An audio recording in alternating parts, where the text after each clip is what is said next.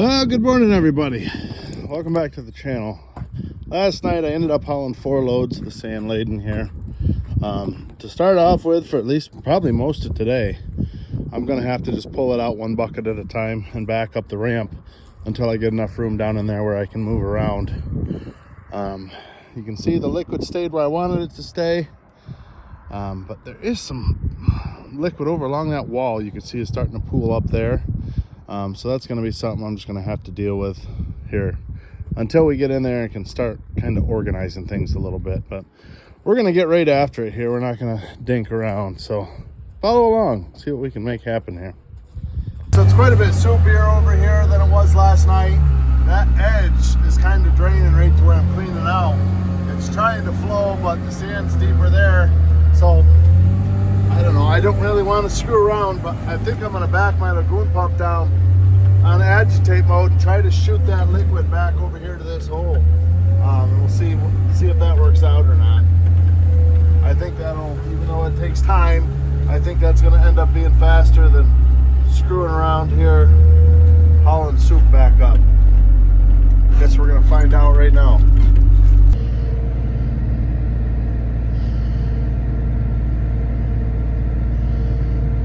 The good news is it should pull in and out a lot easier after agitating for that long. The sand's not friggin' 6 foot deep where you're trying to back the pump in, so that'll be nice. I'm curious with the curve of that ramp if I'm gonna be able to get down it or not. That's gonna be because this thing's so long, but we're gonna find out. Like I said, it's not gonna, worst case scenario, I maybe waste 10 minutes here. All right, well, we got her down here. I don't know how much I'm gonna be able to suck out because it's not very deep. It looks way deeper when it's, you know, you're driving into it with a loader, I guess. But it doesn't take a lot to make a difference. I did double check and I just triple checked that my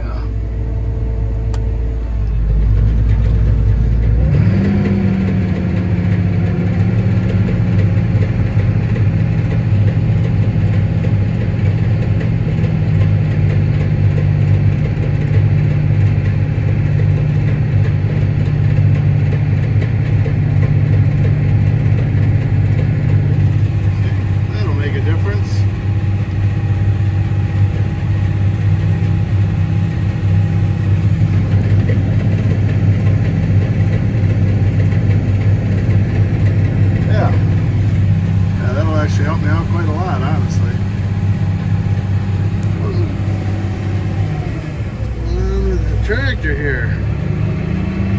Full gasket. Puffed a little black smoke there. Not sure what that was all about. Yeah, this is gonna work out pretty good. It'll be out here shortly, but what I just did was like an hour's worth of screwing around with the loader. So, I don't know, I'm pretty happy about that.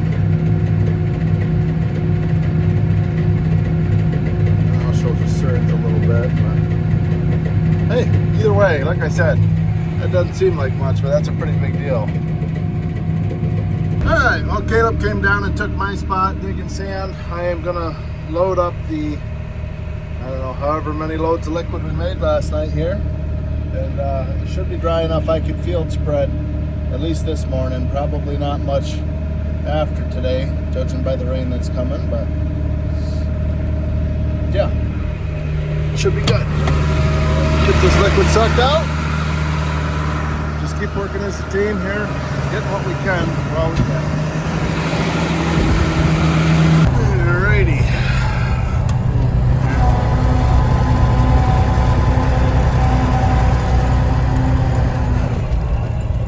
Have to get a couple loads of stone to this driveway this winter. She's getting a little wallered.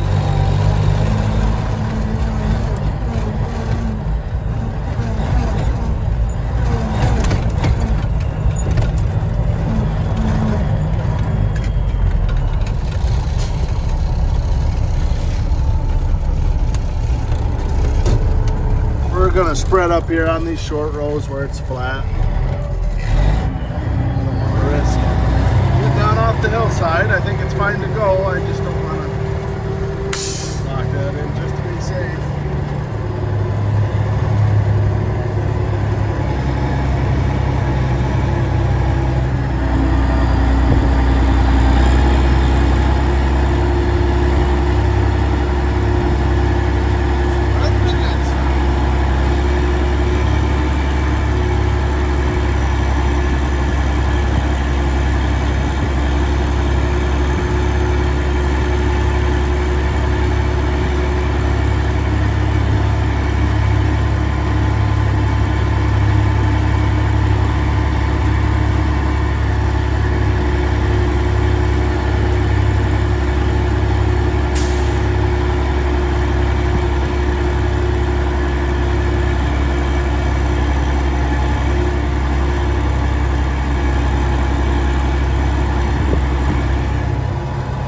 just doing this because we got a bunch of guys that are busy. Tyler's up cleaning the maternity pen. I think Todd's getting his sprayer winterized. It looks like we got a sub-freezing night tonight, tomorrow night. And Caleb's digging sand. Jack's doing all the other stuff that has to be done every day. So I would have liked to put this onto a tractor, but this is not a big deal. Just get it out a little bit we can. Keep things moving. All right, well, we've hauled 6 loads. I might be able to get 1 or 2 more out, but Caleb said it's a real pain with that liquidy stuff. So what I might do is drive the old excavator down the ramp, so that way I could reach out to the solids to load him. And if it's heavy enough, I will call Tyler. He can bring the box spreader over, and I can load both spreaders. But we'll play that by ear. But for now, I'll get this load empty, and we'll go see if we can start making a spot. I knew the first day it was going to be sloppy, muddy, messy. And again, this is our first time ever doing this in this lagoon, so this is going to be a learning curve, but we'll get it figured out. All right, so I'll be honest, I severely underestimated the amount of liquid that was just kind of on top over here. It's still just kind of dribbling. I've spent most of the afternoon loading the slinger along the ramp here to try to get a way for the liquid to get over to the pump. The tricky part is I don't want the liquid that's at the pump to get over to here. So yeah, it's one of those situations here, but we're just gonna keep digging and keep hauling. I got the excavator down here. Tyler and Caleb are running both spreaders. You see we're right down in it. I am missing, it looks like the tail's in. The only thing that's in is the tracks. I gotta kind of keep moving down through, but yeah, nightmare scenario too. It is raining, not hard, but they changed the weather again. Now it looks like we're gonna get a whole lot of rain this week, so might end up having to abandon this project and start over again. But for now, a load out's a load out, and I think we're on like just shy of 40 loads on the day of the sand laden / solid material. So we'll keep on trucking. Well guys, it's the next day. Yesterday didn't go as I was hoping. The amount of rain that we ended up getting towards the end of the day got out of hand. That lagoon filled up. It didn't fill up, but the water where I was digging just, like I said, it got out of hand, and it was obviously too wet for me to spread the liquid anywhere. So at 5 o'clock, we threw in the towel. Said the heck with it. So it is the next day, as I think I said, not sure, next day. I am going to take that box spreader and I'm going to cut a piece of gable belting to go in the front so it doesn't leak. I will show you guys what I'm talking about. I'm on my way down there right now with a tape measure, and I think this will work. I think. So we've got a 2-blind Nitro 600 here. It's a great spreader. But the issue when we're hauling this soupy stuff here, there's a piece of rubber down in here. You guys probably can't see it. You can see the black flap there. The problem is it's not heavy enough. So when you get a weight of some liquidy manure in, it ends up pushing that rubber out, and it just dumps out the front and makes an absolute mess of our driveways, which is what happened yesterday. So my thought is, if I got a piece of that gable belting, which I will show you, it's an old piece that came out of our parlor when we replaced it. I'm gonna cut a piece to go on the inside of this and bolt it right on. I think that's my plan anyways. I'm gonna go fire up this excavator. The old piece of that belting rubber's up there in the woods. So I'm gonna take the excavator up so we can pick it up and hold it while I cut it. And then we'll carry it down with this, put it in the bed of my truck here. Stuff's heavy.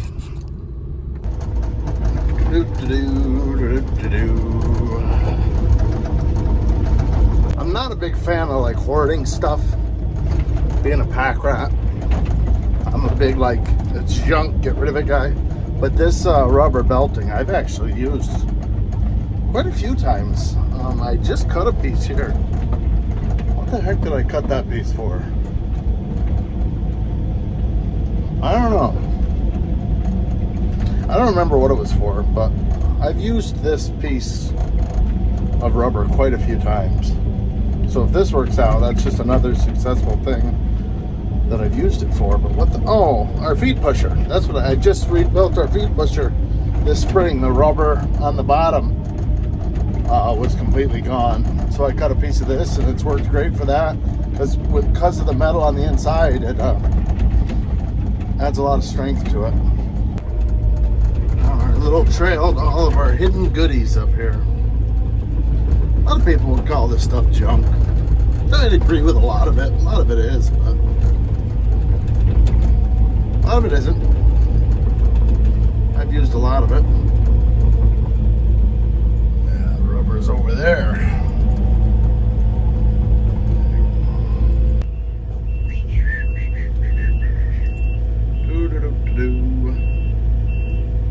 Just gotta watch tree branches, make sure we're not gonna whack something.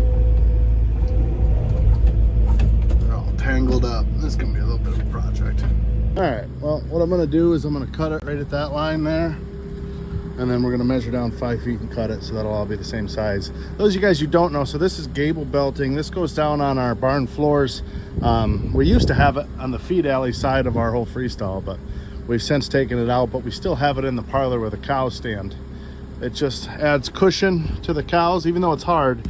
A cow is so heavy, it's cushion for them and it's also traction.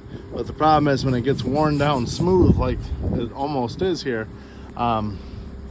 it just it gets slick on them. But it's really heavy rubber. I don't know if it's 5/8 thick or what it is. And you can see it's got like cable inside of it, which makes it really hard to cut. It's not something I'm looking forward to doing, but yeah, we're gonna cut it there, throw that piece over there, try to organize it a little better than I had it. And then, like I said, we'll cut down there.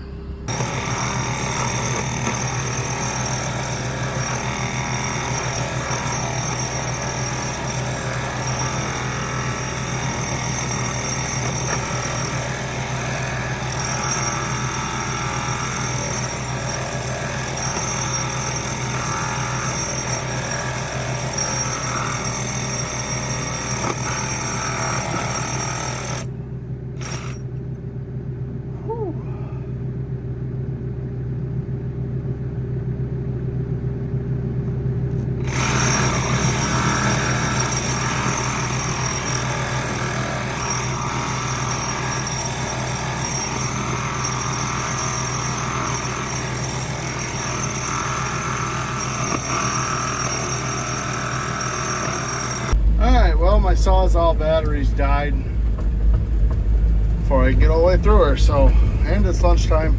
I'm gonna take this down by my pickup.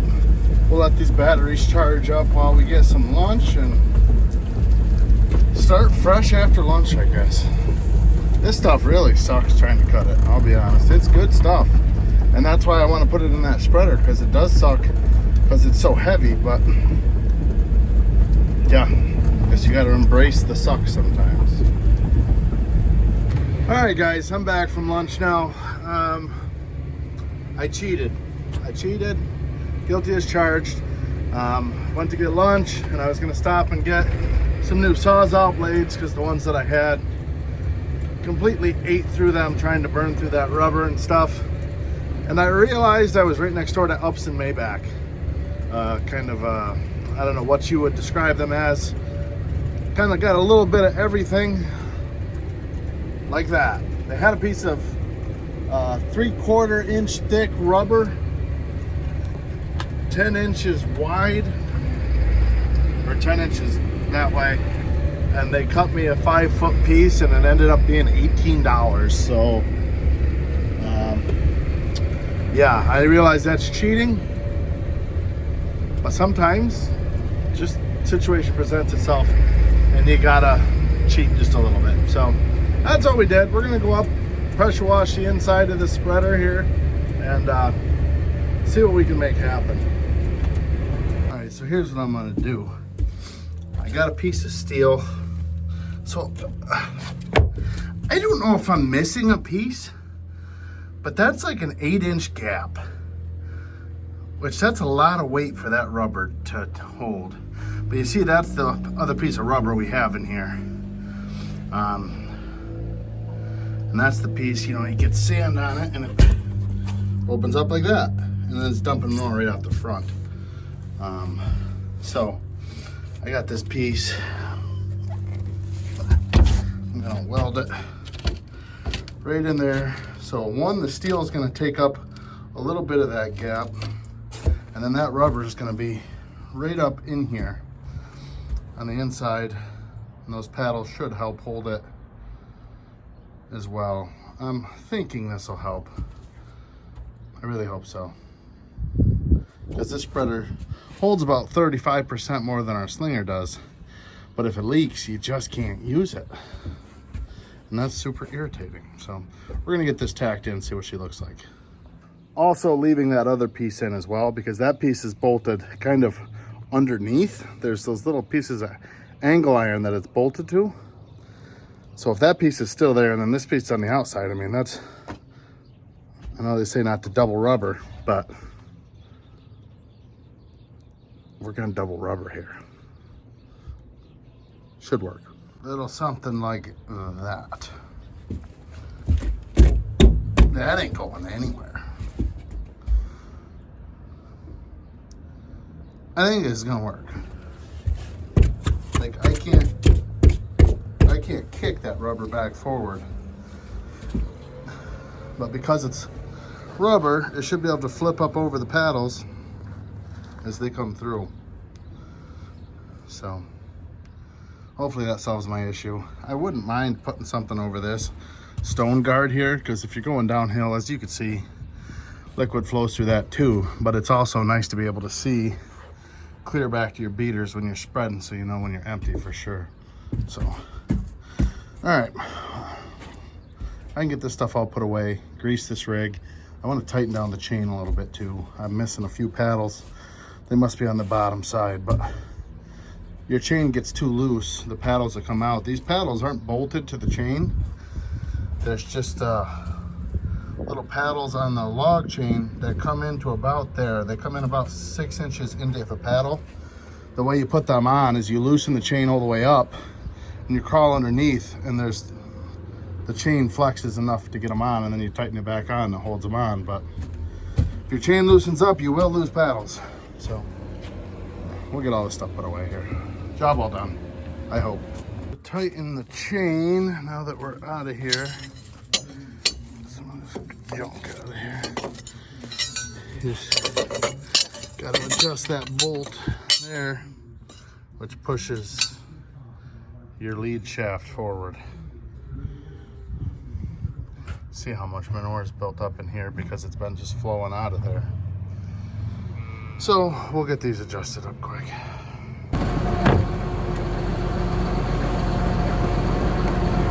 That's better. See the missing paddles now. All right guys, I got crap all over me. I brought the tractor and spreader back down here. Everything seems to work pretty good. I locked the chain on and watched it. Flowed right through there really nice. So I'm super happy about that. I brought the old excavator over by the settling lane. Tomorrow I might try to dig that out because that is back full of sand. So that's actually working pretty well now. I cleaned it out about a month ago, pulled 14 loads of sand out of it, and now it's back full. So another probably dozen or so to dig out tomorrow. So all is good in the neighborhood as far as that goes. Yeah, recapping yesterday. Yesterday sucked. Farming's not all rosy. Certainly not when you're down in the manure lagoon digging sand and then it starts raining and then it ruins your plans. And then when you're trying to fix stuff, fixing that spreader on video looks pretty simple. Let me tell you guys a story. I went to get the piece of metal that I was welding in there. They didn't have 6-inch, they only had 4-inch, so I had to do that. Went to use the drill press. When I set the piece of metal on the drill press, my whole platform of my drill press fell off. And I had found that somebody had broke it, put the back half of the clamp on the toolbox. So somebody broke it and then propped it back up to look not broken, which frustrates me to no end.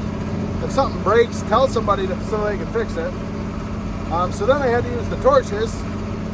The torches were having issues. Then I ran out of propane. They're propane torches. Had to put a new thing of propane on there to torch holes in it to then put washers on it because the bolt holes weren't perfectly round. Just one of them classic had to fix things kind of thing. So it didn't look like much, but it was still took me most of the day to do what was a pretty simple project, really. Or what should have been a simple project. But here's what it is. It's done. It's 4:30. Taking the 4840 up to the shop. We got filters coming for it. We'll get her serviced up, washed up nice and good. And we'll go from there. Tomorrow's a new day. So, hope you guys enjoyed the video, and we'll see you guys in the next one. Oh, don't forget to hit the like and subscribe button. I've been forgetting to say that. Hit the like and subscribe button. We'll see you guys in the next one. Rock on.